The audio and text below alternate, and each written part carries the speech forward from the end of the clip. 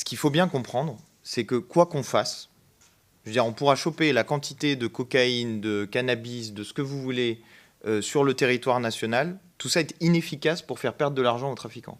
Inefficace pourquoi? Parce qu'aujourd'hui, en particulier parce que les trafiquants ont multiplié les routes, aujourd'hui, quand une partie de la substance, et notamment de la cocaïne, arrive sur notre sol, en réalité, les trafiquants sont déjà rentrés dans leurs frais. Le courage politique commande de traiter enfin le sujet de la consommation, sans complaisance ni démagogie, en s'appuyant sur la réalité.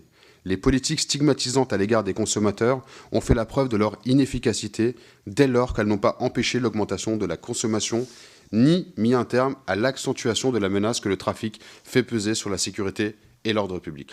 Nous avons estimé, après notre enquête, que la dépénalisation de la détention de produits stupéfiants en dessous d'un seuil de 3 grammes serait une étape importante pour déstigmatiser les consommateurs, faire de la prévention et concentrer l'action des forces de sûreté et des magistrats sur le démantèlement des trafics. La légalisation de la production, de la distribution et de la détention du cannabis que nous recommandons doit être associée à une prévention ciblée sur les mineurs et les personnes âgées de moins de 25 ans, dont la consommation de cannabis présente des risques sanitaires plus grands. Le modèle que nous proposons exclut toute possibilité d'une publicité et de vente en ligne. La mise en place d'un marché légal avec des produits à prix attractifs doit aussi permettre de concurrencer le marché illégal et d'engager un transfert des consommateurs vers les produits légaux. Soit on se dit, lutter contre l'offre, ça va suffire, et lutter contre la demande par la répression, ça va suffire, et à ce compte-là, on continue comme on a fait jusqu'à présent.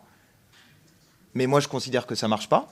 Soit on essaye de changer de méthode, et c'est justement ce qu'on propose avec M. Mendes. Moi, je me suis rendu compte en faisant ce rapport que l'alcool est une des drogues les plus dangereuses, et alors tout le monde considère que c'est normal de boire de l'alcool, ça fait partie de la culture après tout, et puis d'abord, on est des producteurs de vin, donc...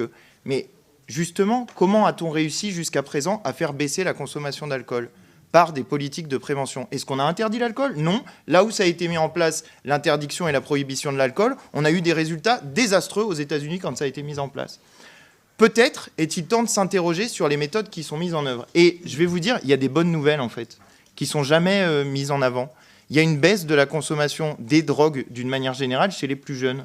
D'où ça vient, la baisse de la consommation de drogue chez les plus jeunes? Précisément, en partie, de politiques de prévention, mais qui ne sont pas mises en œuvre par l'État, qui sont mises en œuvre par les influenceurs qui disent que pour faire du sport, il vaut mieux pas être drogué et qu'il vaut mieux pas boire d'alcool. Et je trouve que c'est des bons messages de prévention.